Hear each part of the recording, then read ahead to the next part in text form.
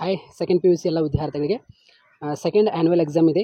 ಯಾವುದು ಇತಿಹಾಸ subject ಯಾವಾಗಿದೆ? April 30ಕ್ಕೆ. ಆ ಏಪ್ರಿಲ್ 30ಕ್ಕೆ ನಿಮ್ಮದು ಏನು ಸೆಕೆಂಡ್ ಆ್ಯನ್ಯುವಲ್ ಎಕ್ಸಾಮ್ ನಡೆಸಲಾಗೋದು ನೋಡಿ. ನೀವು ಪ್ರಿಪ್ರೇಷನ್ಗೋಸ್ಕರ ನೋಡಿ ಕೆಳಗಡೆ ಕಮೆಂಟ್ ಬಾಕ್ಸ್ನಲ್ಲಿ ಲಿಂಕ್ ಕೊಟ್ಟಿರ್ತಾನೆ. ಆ ಒಂದು ಪ್ಲೇಲಿಸ್ಟ್ ನೋಡ್ಕೊಂಡ್ರೆ ಸಾಕು ಆಯಿತಾ. ಅಂದರೆ MCQ ಕ್ವಶನ್ಸ್ ಆಗಿರ್ಬೋದು, ಖಾಲಿ ಬಿಟ್ಟ ಸ್ಥಳ, ಹೊಂದಿಸಿ ಬರೆಯಿರಿ, ಕಾಲಾನುಕ್ರಮ ಮತ್ತು 2 ಅಂಕದ ಪ್ರಶ್ನೆಗಳು, 5 ಅಂಕದ ಪ್ರಶ್ನೆಗಳು ಮತ್ತು 10 ಅಂಕದ ಪ್ರಶ್ನೆಗಳು ಆ್ಯಸ್ ಪರ್ 2024 ಬ್ಲೂ ಪ್ರಿಂಟ್ ಪ್ರಕಾರ ಅವೇ ನಿಮಗೆ ಕ್ವಶನ್ಸ್ಗಳು ಬರುತ್ತೆ. ಕೆಳಗಡೆ ಕಮೆಂಟ್ ಬಾಕ್ಸ್ನಲ್ಲಿ ಲಿಂಕ್ ಕೊಟ್ಟಿರ್ತಾನೆ. ಆ ಒಂದು ಲಿಂಕ್ ಮೇಲೆ ನೀವು ಕ್ಲಿಕ್ ಮಾಡಿದರೆ ಎಲ್ಲ ವಿಡಿಯೋಗಳು ಬರುತ್ತೆ, ಹೋಗಿ ನೋಡ್ಕೊಳ್ಳಿ ಆಯಿತಾ.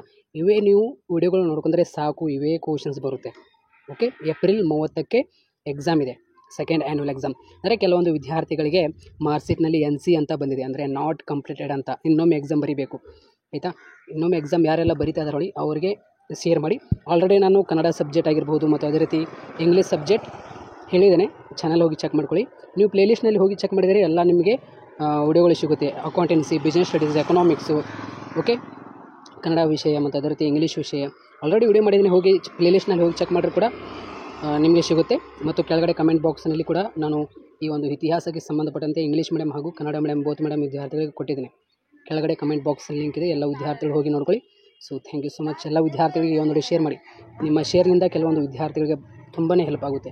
ಓಕೆ, ಅವರು ಕೂಡ ಪಾಸ್ ಆಗಲಿ. ಕೆಲವೊಂದು ವಿದ್ಯಾರ್ಥಿಗಳು ಆಲ್ರೆಡಿ ಪಾಸ್ ಆಗಿದ್ದಾರೆ, ಕೆಲವೊಂದು ವಿದ್ಯಾರ್ಥಿಗಳಿಗೆ NC ಅಂತ ಬಂದಿರ್ತದೆ, ಅಂಥ ವಿದ್ಯಾರ್ಥಿಗಳು ಕೂಡ ಪಾಸ್ ಆಗಲಿ. ಸೊ ಎಲ್ಲ ವಿದ್ಯಾರ್ಥಿಗಳಿಗೆ ಒಂದು ಶೇರ್ ಮಾಡಿ.